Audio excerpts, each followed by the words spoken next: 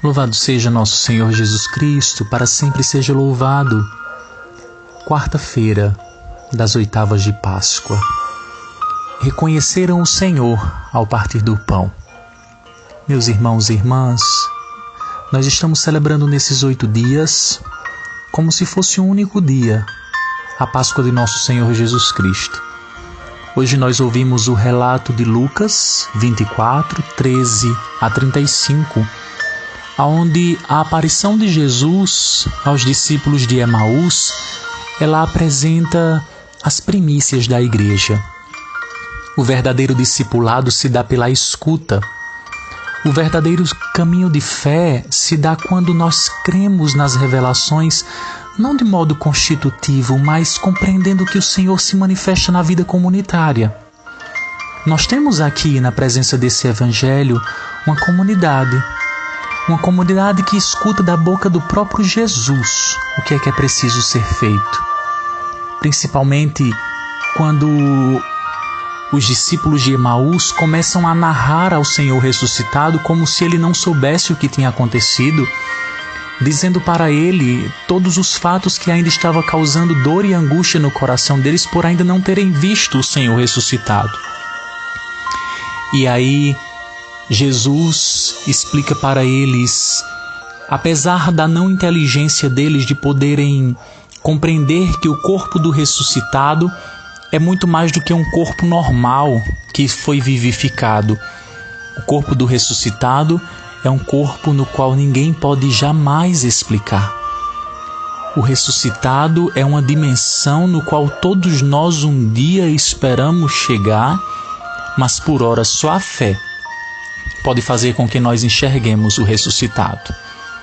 Nós temos o ressuscitado na Eucaristia, nós olhamos é pão, mas pela fé nós cremos ser Jesus. E o Evangelho de Emaús nada mais é do que uma grande celebração eucarística, no qual primeiro vem a celebração da palavra, no qual eles escutam da boca do Senhor, que começa por Moisés, passa pelos profetas e explica as Escrituras para ele. Mas depois disto, ele faz com que essas Escrituras tomem vida. Ele faz a mesma coisa que fez na última ceia. Ele pega o pão, abençoa, parte, distribui, para que eles possam entender que a verdadeira Eucaristia, ela se dá quando nós podemos desvendar os nossos olhos pela fé.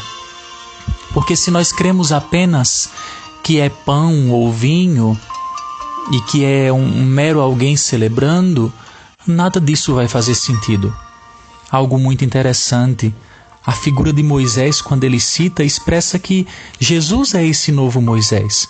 É Jesus que vai fazer a travessia com o seu povo pelo mar, não mais o mar vermelho, mas pelo mar da salvação, que é o nosso batismo.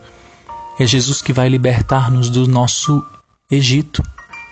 É Jesus que vai nos libertar com a sua vida das garras do faraó, dos males que muitas vezes nos apreendem. Jesus muitas vezes foi considerado como profeta nas narrativas evangélicas, e nós podemos perceber que quem realmente vai libertar Israel do desânimo, principalmente do desânimo que abateu estes que tinham seguido o Senhor, mas que agora estão como que perdidos, porque o seu mestre não se encontra mais no meio deles. Uma verdadeira opressão na sua alma. Mas ele, aquele que conversa com eles, é o único capaz de salvá-los. O único capaz de transformar as suas expectativas em uma verdadeira sintonia com o plano de Deus, para libertá-los do pecado e da morte que causa toda e qualquer cegueira. Não é uma libertação de poder ou política, mas é uma libertação da alma. Jesus, ele tem uma visão geral da história da salvação e ele quer fazer comigo e com você um novo nascimento, um novo ministério, da nossa morte gerar vida também. E quando ele pronuncia a bênção, parte e entrega os pães a estes, aqui acontece mais uma vez a Eucaristia. E no partir do pão, os olhos deles se abriram.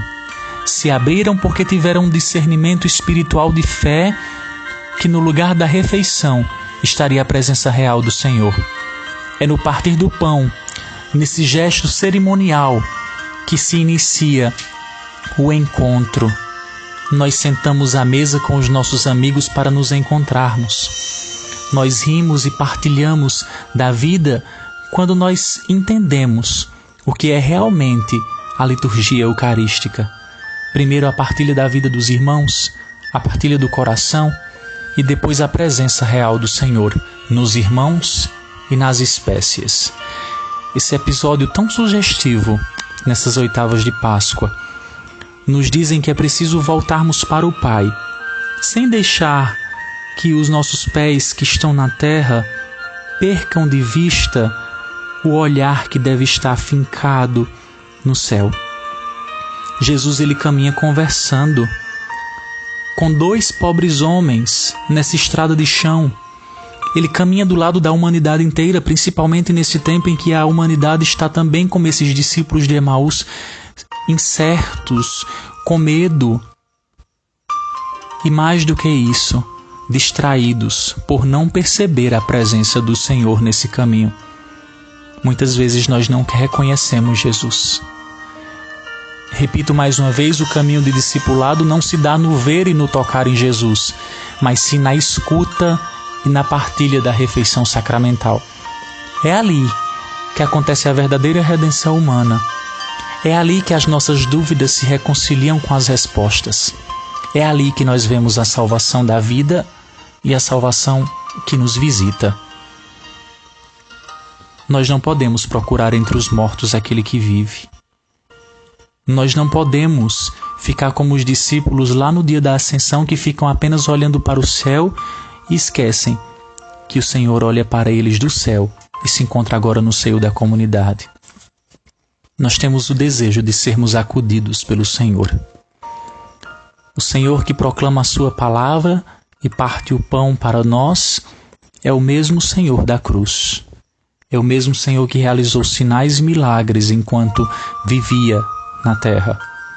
E é esse mesmo Senhor que daqui a alguns dias subirá para o Pai e enviará o Espírito Santo para que nós não fiquemos órfãos. Na partilha do pão, eles reconheceram o Senhor. Os nossos olhos muitas vezes estão impedidos de reconhecer o Senhor porque nós não temos a coragem de partilhar do nosso coração. O nosso coração é como também se fosse um pão.